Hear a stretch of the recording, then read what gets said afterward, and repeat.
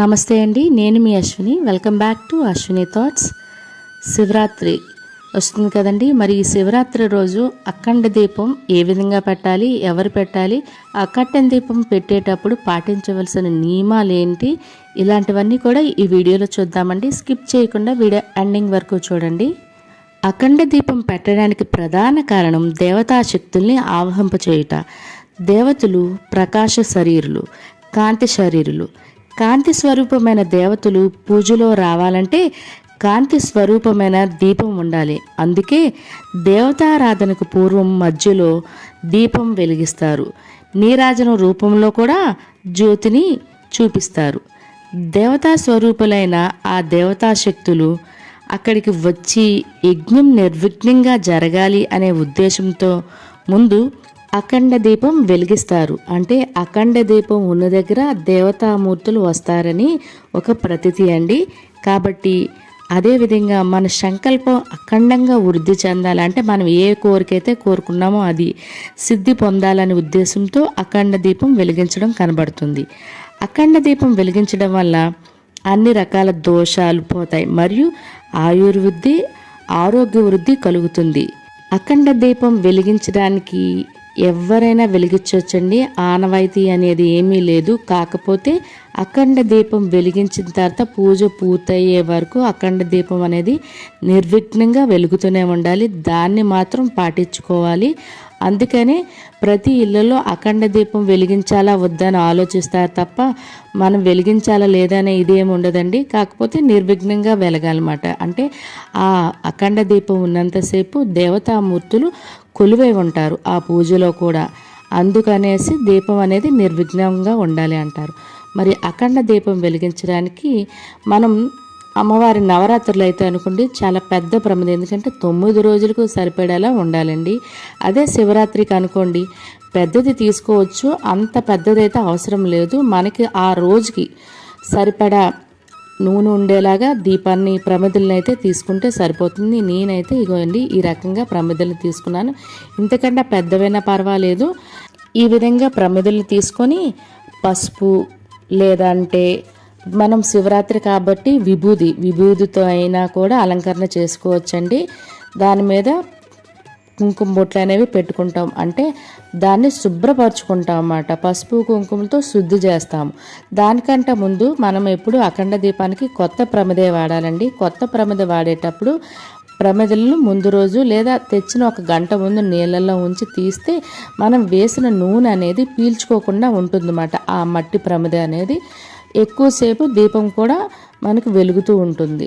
ఈ రకంగా మనం పసుపు కుంకుమతో అలంకరించుకొని కిందన ఆసనం కిందన తమలపాకైనా లేదా కంచమైనా ఏవో ఒకటి పెట్టి దాని మీద ప్రత్యేకించి అఖండ దీపానికి మాత్రం కుదిరితే ధాన్యము లేదంటే మనం రోజు రెగ్యులర్గా వాడుకునే బియ్యము, అది కూడా లేదు అంటే మనము ఇంకా అంటే కుదిరితే నవధాన్యాలు, ఈ 3 కిందన ఆసనం పెట్టి దాని మీద ప్రమిదలు పెట్టుకుంటే సరిపోతుందండి.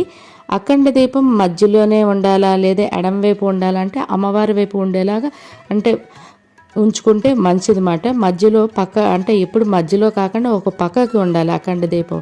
మిగిలిన పూజా విధానం చేసుకోవడానికి వీలుగా ఉండాలన్నమాట. దానికి ఆచారం పద్ధతి అనే కాదు కానీ ఓ పక్కకి ఉండాలి. మనం ఎక్కడైనా పెద్ద ఉత్సవాల్లో చూసినా అఖండ దీపం మాత్రం ఓ పక్కకి ఉంటుంది. అంటే నిర్విఘ్నంగా మరలా దానికి మరి ఏ ఆటంకం కానీ గాలి కానీ తగలకుండా ఉండాలండి. అందుకనేసి ఈ రకంగా అఖండ దీపాన్ని అయితే ఏర్పాటు చేసుకోవాల్సి ఉంటుంది. ఏకవొత్తి హారతితో దీపారాధన అనేది చేసుకుంటాము. ఇది కాకపోతే మనమండి అఖండ దీపం వెలుగు ఉన్నంతసేపు కూడా మనం అంటే పూజ చేసిన వాళ్ళే కాకుండా ఇంట్లో ఉన్న వాళ్ళు ఎవరు కూడా నాన్ వెజ్ తినడం ఇలాంటివి ఏవి చేయకూడదండి. ఇంటిని కూడా శుభ్రంగా ఉంచుకోవాలి. మరియు దీపారాధన అనేది కొండెక్కకుండా చూసుకోవాలి. అంటే గాలి వల్ల కానీ మరే ఇతర కారణాల వల్ల కానీ అందుకు మాత్రమే నియమాన్ని మనం పాటించవలసి ఉంటుంది. అంతే తప్ప మాకు మొదటి నుండి ఆచారం లేదండి, అఖండ దీపానికి అయితే ఆచారం ఉండదండి, ప్రత్యేకించి దీపారాధన కొండెక్కకుండా చూసుకోవాలి. ఇందాక మనం అనుకున్నట్టు ఈ దీపం అఖండ దీపం ఉన్న పూజకి దేవతామూర్తులు వస్తారండి. అందువల్ల అఖండ దీపం కొండెక్కకుండా చూసుకోవాలి. దీపంలోనే మనం ఏ దేవుడిని అయితే పూజ చేస్తున్నామో ఆ దేవుడు కొలువై ఉంటాడనమాట. సో మనం శివరాత్రి రోజు చేస్తున్నాం కాబట్టి ఆ శివుడు ఆ దీపంలో కొలువై ఉంటారు కాబట్టి మనము దీపాన్ని మొత్తం పూజ అయ్యే వరకు నిర్విఘ్నంగా దీపారాధన అనేది జరిగేలా చూసుకోవాలి. మనం పూజలో అఖండ దీపం పెట్టినా మనకి మామూలుగా దీపారాధన ఎప్పుడు ఎలా చేస్తామో ఆ నిత్య పూజ దీపారాధన మాత్రం ఉండాలండి. ఈ నిత్య పూజ దీపారాధన కూడా చేస్తూనే అఖండ దీపం అనేది వెలిగించాలి. అఖండ దీపం పెట్టాం కదా అనేసి సాధారణంగా అంటే నిత్య పూజలో పెట్టే దీపాలు పెట్టకుండా ఉండకూడదు. వాటిని కూడా తప్పనిసరిగా పెట్టాలండి. శివరాత్రి రోజు మనం పూజ ఉదయాన్నే ప్రారంభించేటప్పుడే అఖండ దీపం అనేది వెలిగించవలసి ఉంటుంది.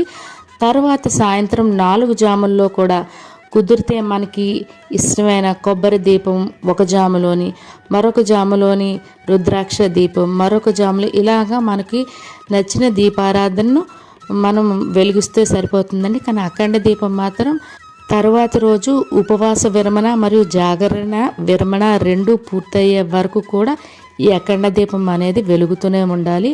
అంటే తర్వాత రోజు ఉదయం దీపారాధన చేస్తామండి. మరలానా ఉదయం దీపారాధన చేసేటప్పుడు అఖండ దీపం వెలుగుతూనే ఉండాలి.